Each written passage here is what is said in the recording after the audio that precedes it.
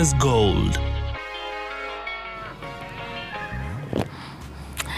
And guess who is finally back here with you in studio after spending several days in Tanzania. We were in Dar es Salaam and Dodoma. And one thing I can tell you for free, Terera, I don't know how you do it, but Kiswahili Sanifu is not for the weak. Yo. How do you even do it? Mimi niliongea Kiswahili karibu nichume ulimi. Kujikakamua kujituma mkale njini. Waangalie kitu kama unaweza ongeza salary kidogo kwa sababu sasa Kiswahili si rahisi sio. Right, karibu nijiume ulimi. Okay. Na right. Kuna tatizo kidogo kwa sauti. All right, okay, fine. We're going to be giving you a lot more details of what happened while we were in Tanzania. But first, let us go to the main agenda of the day. We're focusing on livestock farming. We're going to the USA to learn so much about value addition in milk. And then when we come back, we'll give you more details on how karibu nijiume mdomo kizungumza Kiswahili pale Tanzania.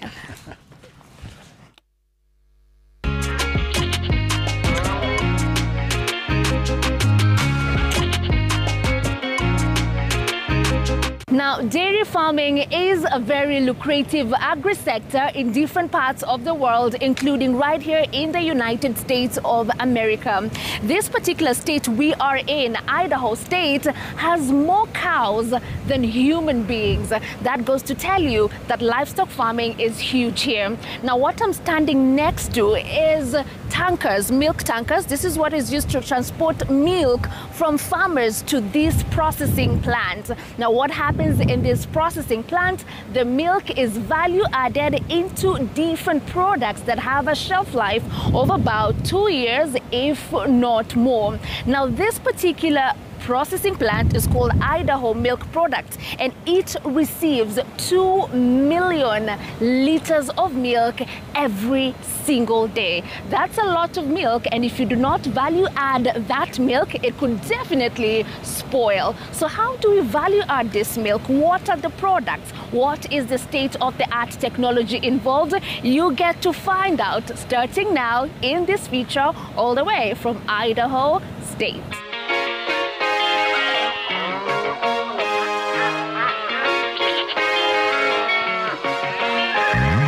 How are you? Violetta, very nice to meet you. Thank you so much for having us right here at Idaho Milk Products. And we'll just like to have an overview of what really happens in this place. And you can start by introducing yourself and telling us the role that you play here at Idaho Milk Products. So my name is Darragh McAfee. I'm the CEO at Idaho Milk Products, and I've been in that position for 7 years now, and I've been in Idaho for 19 years in the dairy industry. Right. So tell us the work that happens here at Idaho Milk Products. Now, we're a farmer-owned company, so we take the milk that our dairy farmers, our owners, produce, and we turn it into magic.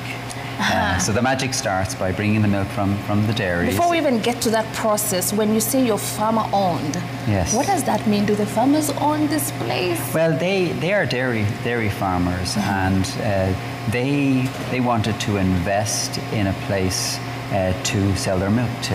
Right. So rather than sell it as independent suppliers to large companies, they thought, well, it'd be better if we had our own company where we would sell our milk to. Right. So that was the idea, that they would invest in a plant like this, then employ a company or a team of experts to run the plant on their behalf. Right. So that's what we do. We run this business on behalf of our dairy farmer owners. Right. But they then also supply all the milk. So they own this company, and they invested in this company as a place to sell their milk. So rather than selling it as independent suppliers to a range of large dairy processors, and they said, well, what if we had our own plant where we would process our own milk? So they invested in this plant, and then employed me and my team to run it on their behalf. So they focus on their dairies, and they sell all their milk to us. How many farmers are you serving so far? We have 3 large dairy families. There's about 1,000 employees employed, and many further indirect employees. Yes. But there's 1,000 employees on our dairy, own our dairy farms. Great. So we pick up the milk from those dairies and we bring it here, and then the magic starts. Right. So how much milk gets here every single day? So what's about the capacity? we saw the large tankers outside. We take about 70 of those in every single day. So that's 70. about 2 million litres of milk every day. Right. And I know most farmers around here milk 3 times a day. So is it like we have a morning shift of milk that comes in, another one in the afternoon, or what is the timings for the milk to get here? The milk is coming all of the time. Right. The milk is always arriving because even though the cows milk 2 or 3 times a day, depending on the dairy and depending on the season, they put that milk in silos, and then we're constantly picking it up. Right. So here at the plant, we can store about less than 1 day's of milk production. So everything has to be moving all of the time. Right. So we're picking up 24 hours a day. Right. So our trucks go and pick up the milk from the dairies, bring it here, and they're doing that all the time. Yes. 2 shifts, 4 a.m. to 4 p.m. and Right. 4 p.m. to 4 a.m. Right. Now, since the milk comes in those very big tankers, what's the capacity of one tanker? One tanker holds 70,000 pounds. I don't know. I can't convert that into litres on the spot, but 70,000 pounds. So we bring 70 of those tankers in every day, 2 million litres in total. Right. So if it's 70,000 pounds, 1 litre is 2 pounds. So that's about 35,000 litres per tanker. Yes, exactly. Right. Yes. So when the milk gets here, you said that's when the magic happens. Yes. You start working on the milk. Yes. Before we understand the process in between, what is the final product? What are we creating? What's the magic we're making from this Well, milk? we're making milk protein concentrate or milk protein isolate. That's the protein in the milk concentrated to a very high level. A milk permeate powder, which is the sugar, mainly the sugar, the lactose in the milk, and then fresh cream.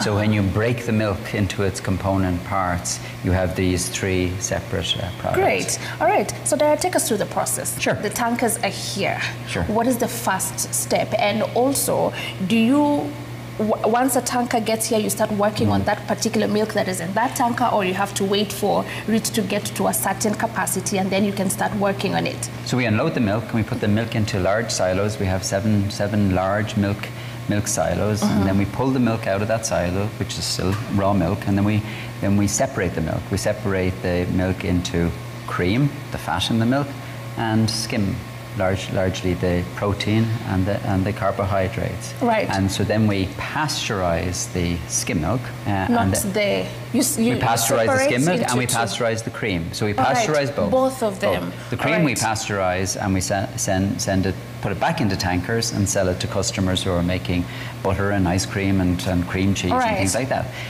The skim milk, we then send through various filtration processes that takes the lactose and the minerals out, concentrates the protein up. So when we do that, we're left with 2 products. Milk protein concentrate, which is a high protein milk powder that goes into protein foods and drinks, and then milk permeate powder, which is largely 85% lactose and minerals, which is also used as a food ingredient. Right. Dara, you know you're used to doing this every day, and Yes. for most of us, this is our very first experience seeing all this magic happening. So I want to take you back, and we start that process again. You said the milk, after it's offloaded into the silos, it's separated into 2. Yes. The cream and skim milk. Skim milk, okay. Yes. And then both of them are pasteurized. Both of them are pasteurized. All right. Yes. And then the pasteurized cream is sold.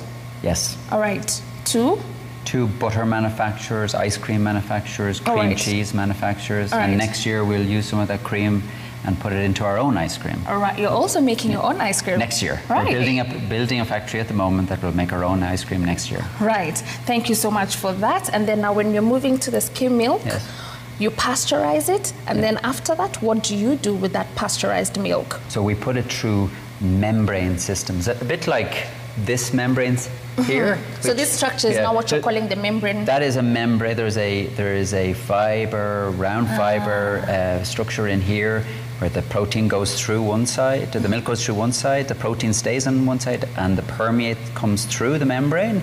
It's called permeate because it permeates the membrane, and it is the sugar, the lactose, the minerals in the milk that gets separated through this process. This is one. We have about 500 of these in the plant inside. All right. So once our milk, our pasteurized skim milk, gets into the membrane, we are separating the? We're separating the protein from the permeate. And the permeate includes lactose and minerals. All right. So what is the next step after we have the separation? And also, how long does it take for the milk inside the membrane for you to achieve that? Oh, it goes through very, very quickly. We send 2 million litres or so through these in a 18-hour period. So it goes through very quickly. So it's almost instantaneous that it goes through. And through this process then we've created 2 new products. We've created the concentrated milk protein liquid and then the permeate liquid. So then on the protein side, we send it through more filtration to concentrate up higher, to get the solids up even higher. Then we put it into a tank, and then we either sell that, or mostly we then put that into the dryer. So put it at high pressure into the spray dryer, which then dries the product into a powder product. What are the temperatures in that dryer, and also for you to get that protein to the level that you want it to be? How long does that process take? We send it at very high pressure, 5,000 psi pressure into the dryer, and the dryer is at hundreds of degrees Fahrenheit temperature. It was very hot when we were up on the dryer. It's about 300 degrees hotter inside the dryer. So the combination of high pressure and very high temperature burns off the liquid instantly, and you have a powder. And then after that, when you get that powder, is that when it's packaged, or there's more processes that happens in there? There's a long process that goes through the dryer, and the dryer is all about putting hot air in and pulling air out, and then eventually it gets into a powder silo, and then we feed it into our packaging, either into 20 kg bags or into large 500 kg totes. And then that goes to our customers, and our customers are the brand names, recognizable brand names, and consumer goods companies who make things like protein shakes and yogurts and ice cream and everything with that ingredient. Do you have markets outside the USA? Yes, we sell both domestically and internationally. We sell in Asia and the Middle East and various parts of the world, Okay, a big chunk of milk is also water. What do you do with that water? Because at the end of the day, your final product, there's no water there, but what do you do with very the water? Little water, what do you do with that water? 4 or 5% water left in the product. So what do you do with that water? Milk is 87% water, and through all these steps, through all those filtration steps, and particularly when we create the permeate, we continue to take water out at every step of the way to concentrate the product that we want to make up to a higher solids level, but also then to take out the water. So through the filtration and then through the evaporation of the permeate powder, we're creating water all of the time. So pretty much all of the water that comes in the tankers, we take out of the product along the way, and then we store that water, and then we use that water the following day to wash the plant. So you recycle it. Yes, it's the ultimate recycling of the water. We use all of the water, and so we really use everything in the milk. Not just the products we make, but the water as well. So also when I was walking around, there was a point where there was some white foam on the ground. At first I thought it was spilled milk, and I was trying to skip over it, but you said it's foam. Why is that? Why is it there? Quality is very important. So the quality of our product, particularly when our product is going into brand name companies, we have to be sure all the time that the quality is perfect.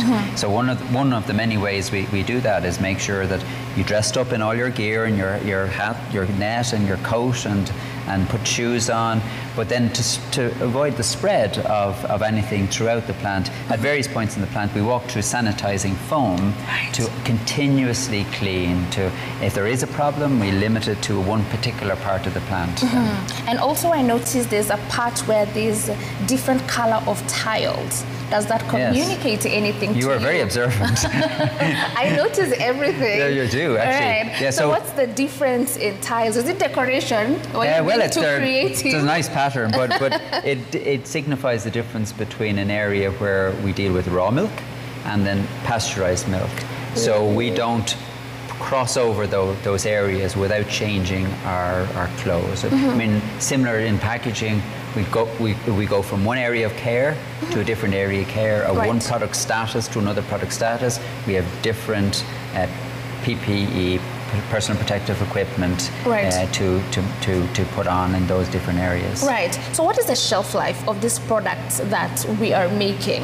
For how long can they stay viable for consumption? The powder products, 2 years is the shelf life. Right. So we think will last longer. Yeah. But 2 years minimum. Right. And that's the good thing about value addition. Oh, it is. I mean, it is, and it allows then for the product to be sent to various places in the world. Not taking out the water, and not shipping anything other than what can be used in an end product. Right. So there's very heavy machinery in this place. Yes. So what do you do to make sure that all the machines are working well? Do you have moments when you close operation for service? How do you ensure that everything is intact and doing what it's supposed to do? Well, one of the challenges of running a dairy processing business is we have to be going all of the time. So we have very limited periods of downtime. We operate on a regular schedule. We start at 8 a.m. every day, we finish at 8 a.m. every day, and we do the same things every single day at the same time every day. And part of that is to aid the efficiency of the plant, so that when you do the same thing repetitively all of the time, you can get better at it. So the challenge for us is to be always on top of things, do plenty of preventative maintenance. Right.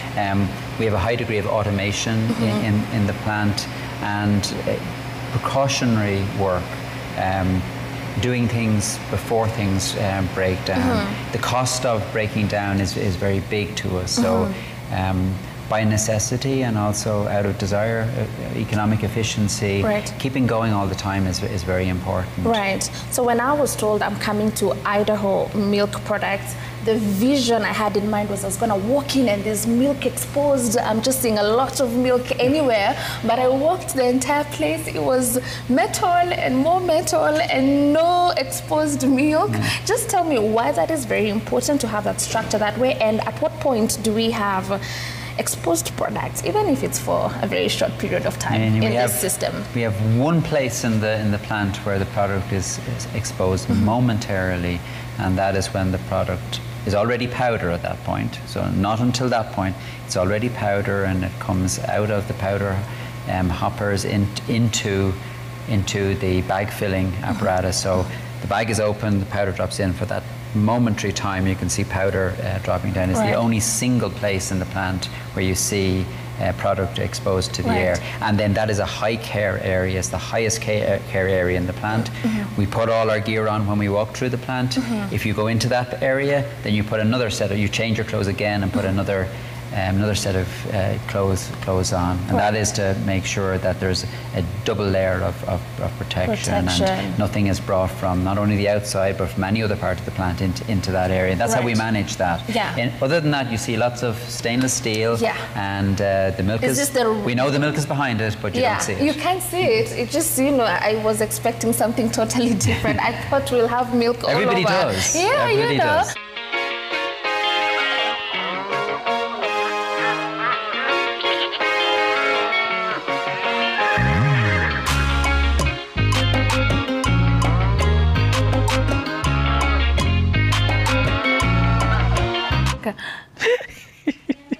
Umesema unaongea kama kwa nini unakataa?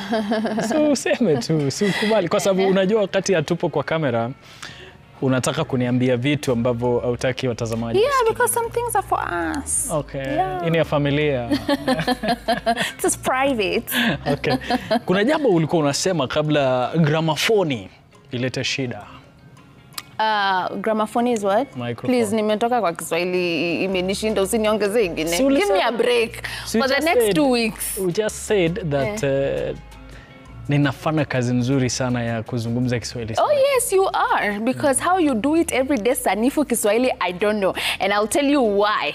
So this time I'm in a restaurant, okay, in Tanzania, and then I've eaten. Food is good, you know, they're cooking it with that coastal vibe, and you know, it's nice things. So nimeshiba, all is well, like we are waiting to pay, and then we go. So this waiter comes over. Samahani dada. Wait. Stop laughing. You've not even had it. Okay. So it's like, samahani dada, ungependa kichokoleo? I was like, yo, what is that? So in my mind, I'm like, that has to be like a very complicated dessert. As in, so I was like, asante kaka. And then a few minutes later, I tell him, naomba toothpick. Akamwambia, lakini wewe dada, mbona nilikuuliza kama unataka kichokoleo? Kumbe toothpick. It's kichokoleo. Unasema kichokono. Lakini sasa kwa lahaja na lafudhi ya Watanzania wengine ambao wanazungumza lahaja inaitwa kimtangata. Sasa utasikiliza wanakwenda kwa njia ile hiyo. Lakini waniongeze kitu kwa sababu ya kufanya sanifu. I tell you, it was so complicated, and we will keep sharing with you more stories and why we were in Tanzania later on in the show. But for now, it's time for us to take our first break. We come back with a lot more when it comes to value addition of milk all the way from Idaho in the United States of America. But as is the norm, we do have to tease a farm joke question. Are you ready? So today is simple. What looks like half a butterfly? You just go to your farm, look at the insects that are there. What looks like half a butterfly? Okay. Send in your answers across all our social media platforms. On Instagram, we are at Kenya's Gold. Our SMS line is 22422, and our email is kenyasgold@travelmedia.co.ke. See you after this. Mapumziko kidunya. Yeah.